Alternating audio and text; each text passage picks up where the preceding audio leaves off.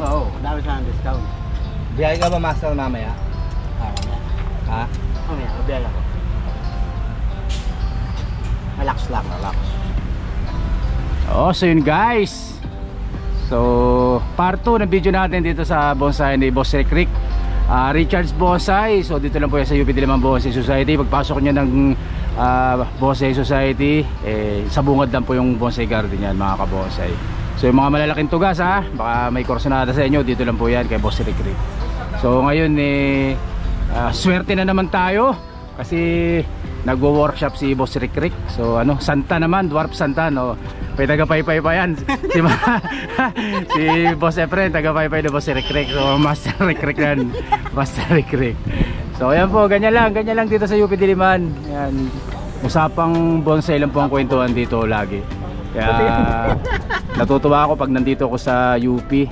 So, pinakamagandang araw na pumunta kayo dito ay syempre tuwing Sabado dahil nandiyan ang mga hunter, mga seller ng bonsai dyan ng mga galing sa Rizal, sina Boss Efren Lorenzana ng Pililya, at syempre ang mga taga Bulacan, mga taga Pangasinan dyan, nandito rin po sila. Kaya pasyal kayo tuwing Sabado para makapamili kayo ng mga murang bonsai dyan guys. So balik tayo dito kay Boss Rick Santan, Dwarf Santan. Malaki rin yung malaki din yung Santan na yan, Boss Rick. Malaki rin yan. So kanyang kataba po yung mga kabonsai. So yung ganyang kaliit, anong sukat niya sir? Anong yan? Small. Small na to, small na yung ganyang kalaki. So panoorin natin mag-wire si Boss Rick para tayo ay pare-parehong matuto. Yan. Kung paano.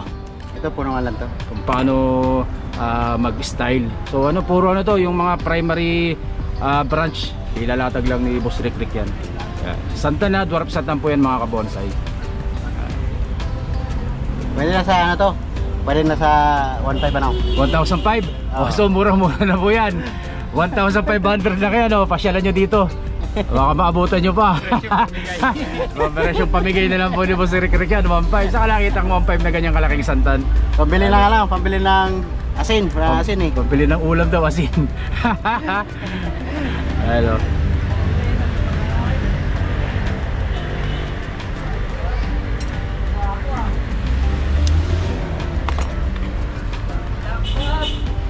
So isa-isa natin to. So para may ma-vlog tayo. Yan, mangungulitan tayo dito kay Boss Rick.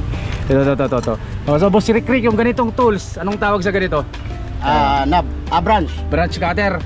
So yung ganyan medyo patagilid guys. Yan ganyan yung itsura niya. Branch cutter. Yan, branch cutter yan. So iba-iba yung tools na gamit pang bonsai. Yan. Branch cutter yan. Para doon sa mga newbie na kaibigan natin. So shoutout po sa lahat po ng mga bagong subscriber, bagong followers ng OLTV Mix Vlog. Welcome po kayo dito sa channel ko. Maraming salamat po sa suporta ninyong lahat mga kabonsai. So ito naman Boss Rick, ano naman tawag dito? Yan ang knob. Knob cutter. So ganyan naman ang itsura ng knob cutter guys. So ayan, knob cutter. Yan ang itsura naman ng knob cutter. So yan, bawat tools may kanya-kanyang gamit po yan mga kabonsai. Yan. Parang wala na may isip na content kahit na lang to, malaking tulong din to para doon sa mga newbie na kasama natin. So ito naman Boss Rick, ito yung ganito. Parang plies na hindi anong tawag dito? Pang yan sa wire. Halimbawa dikdikan yung para dito yan. Halimbawa matigas ang wire. Ayan, pang bend pala ng wire to mga kabonsai. So malamang sa number 5 tsaka number 6 gamit na gamit to. 7 na sukat ng wire. Ganito ang ginagamit kasi pag kinamay mo may mahirap na, matigas, kaya ginagamitan pala ng ganito. So yung iba ginagamit yung mga lungnos lang. Pero yung sa totoong buhay ganito po talaga ang ginagamit talaga ng mga artist na mga nagbo-bonsai. Pero walang problema yung mga lungnos na yan, okay rin yan. Yung mga DIY na gamit, walang pong problema yan, ayos lang yan guys. So ayan na, pangatlong gamit puro stainless to, puro stainless yan. Pero meron din itong kulay itim, di ba? Meron. Kulay itim na kulay nito. So ito, mangungulit muna tayo kay Boss Rick. Ito naman, itong isa. Yan.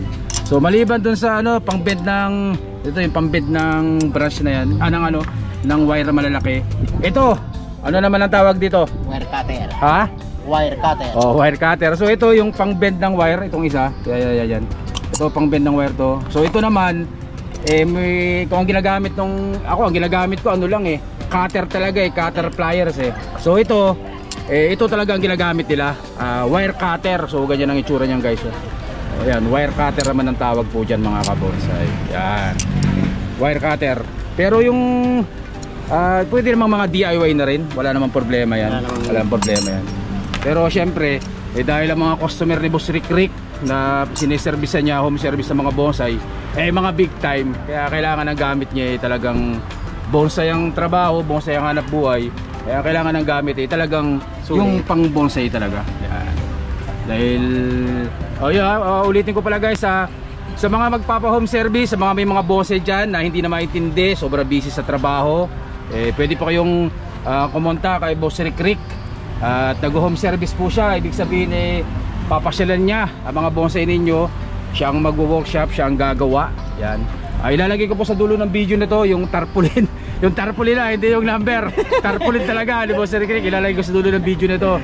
Pero nandun siyempre yung number ni Boss Rick Rick. Kumonta kayo, mag-message kayo sa kanya at saka doon sa kanya Facebook page. Yan, may Facebook po si Boss Rick Rick para magkaroon kayo ng contact sa kanya. Yan, ilan na, 4 na gamit na yung na ano natin. So ito naman, meron pang isa dito. So ito kulay itim. Yan. O ito naman Boss Rick Rick, para saan? Ayan, yung pag-trim. Pang trim. O trimmer, parang ganun. O so gunting din mga kabosay. Pero ang purpose, ang pinakang gamit talaga niya pamputol ng sanga na maliit. At saka pang trim yung mga dulo ng ating mga halaman. So ayan. So ganyan ang itsura mga kabosay. Pero ako ang gamit ko lang dyan gunting na nabibili sa sa Ace Hardware. Wala rin problema yan mga sa handyman yung parang kulay green yung green yung may mas mahaba. Long scissor tawag yung mahabang gunting. Pwede rin yun. Pero sila talagang ang gamit nila yung talagang pang bonsai talaga. Yan. Pero wala tayong problema kung gunting ang ginamit nyo. Ayos lang po yan mga kabonsai. Walang problema yan. So pinapakita lang natin yung mga gamit ni Boss Rick Rick. Ako nga wala akong ganito Yan. Hindi, bibigyan kita. Meron ako dyan. Ha? Meron ako dyan. Ulitin mo nga. Bibigyan kita, meron ako dyan. Yun, narinig niya yun. 24,000 yung followers ko, Boss Rick Rick na nanonood. Konti pa lang yan. 24,000 pa lang yan. Nakita nyo mamaya sa vlog. Sige, papakita doon ni Boss Rick Rick. Narinig nyo lahat narinig nyo lahat. Meron ako dyan. Ayan. So ito. Makikita nyo naman ang itsura. Nagkaroon ng forma. So red dwarf Santanyang flowering bonsai. So ang category nito pag sinasali sa mga events, sa mga bonsai show, sa flowering po yan mga kabonsai. Ang santan ang category niyan flowering bonsai po yan guys. Yan. So yung pagwa-wire hindi po yan basta-basta ginagawa. Pero dun sa mga beginner, sa mga nag-uumpisa, wala pong problema yan. Kanya-kanya naman po yan tayo sa pagwa-wire. Pero dun sa mga panglaban, pang entry, sa mga events, sa mga bonsai show, kailangan po pulido yan, pulido ang pagbobonsai. Hindi po pwede yung mga naka-cross na mga wire, hindi po pwede yan po. Pero sa atin, sa mga baguhan, pang sarili o yung pang collection nyo lang, wala rin pong problema yan. Pero mas maganda kung yung itatama natin yung mga ginagawa mga kabonsai. So ako minsan ganun din yung sa akin, may mga cross din. Pero kapag ganyan na mga pangsali sa mga event, pangsali sa mga show, pangsali sa mga exhibit, kailangan pulido po yung pag-wiring niya. So number 1 na hindi pwede yung nagko-cross na mga wire mga kabonsai. So ayan, inubos na po ni Boss Rick Rick yung sanga ng santa niya. Dami ang lago niya kanina So ayan yung mga pinagputulan Ayan yung mga pinagputulan Ayan yung mga pinagputulan niya Kanina ang gandang tingnan kasi napakalago. Pero mas maganda yan kapag yung ganyan na nai-wire na. Tapos pag nagkaroon na ulit ng mga bagong sanga yan, bagong shoot, bagong dahon, talagang bonsai na ang magiging itsura nito. Ayan mga kabonsai. Kanina parang lang siya topiary, yung mga pang garden lang. So ito magiging na to, talagang bonsai na talaga. Ayan. Small Boss Rick Rick Small ang bonsai na to, small yung sukat niya. Mamaya hanapin ko yung may branch cutter ako dyan na yun, narinig yan nakatabi. Yan, sa 24,000 followers natin, maraming salamat po sa inyong lahat. Yan, meron po tayong ebidensya. Meron ako dyan. Mga yun, 2 beses ko palang nagamit. Kita mo yan? Bagong bago. 2 times pa lang nagamit mga kabonsay. Hindi ko na nasikaso eh. Eh tayo, hindi pa tayo masyado makabili ng mga talagang tools na pang bonsai. Lalo tayo mga DIY lang muna yung gamit natin mga kabonsai. Yan. Maliit pang sweldo natin sa pagbablog, maliit pa. Kaya tayo po ay laging nagtatrabaho. Lagi tayong nagtatrabaho na makapag-vlog. Yan. So, tatanggalin na naman yan. Hindi.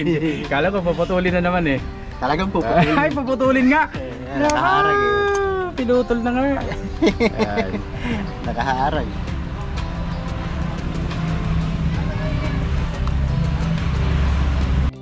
At ayan na nga po si Boss Rick Rick. So ayan.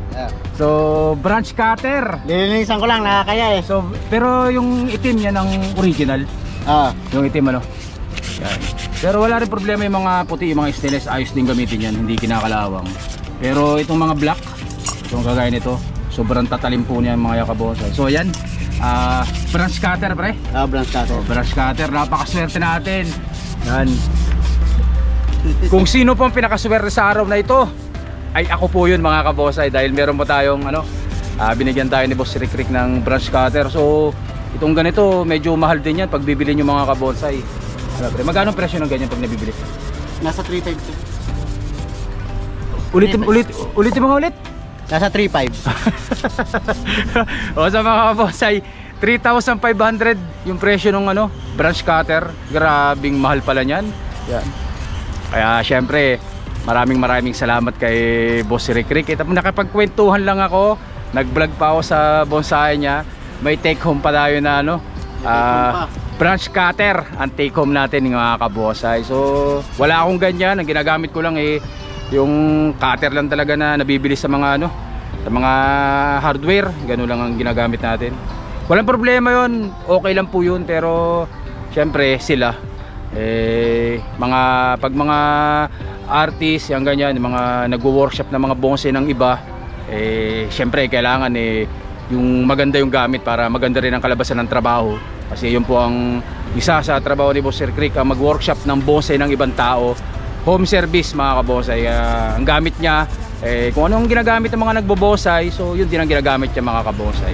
Pang professional, ibig sabihin ba kung professional yan. Kaya ito yung kapareho, yan yung kapareho niyan. Yan po yung kapareho niyan, itong silver na to, itong stainless, yung kapareho niyan. Brush cutter. Maraming salamat kay Boss Rick Rick ulit. Yan. Konting linis lang to. Konting linis lang dahil hindi nagamit medyo kinalawang na mga kabosay. So yun guys, ang ganda tayo ng vlog natin. Muli maraming salamat kay Boss Rick Rick. Siyempre, so ito po yung nagawa niya na ito yung nagawa niya na dwarf red santan mga kabonsay. So hanggang dito lang muna, stay safe. Siyempre, God bless us all po mga kabonsay. Maraming salamat po Boss Rick Rick. Yun.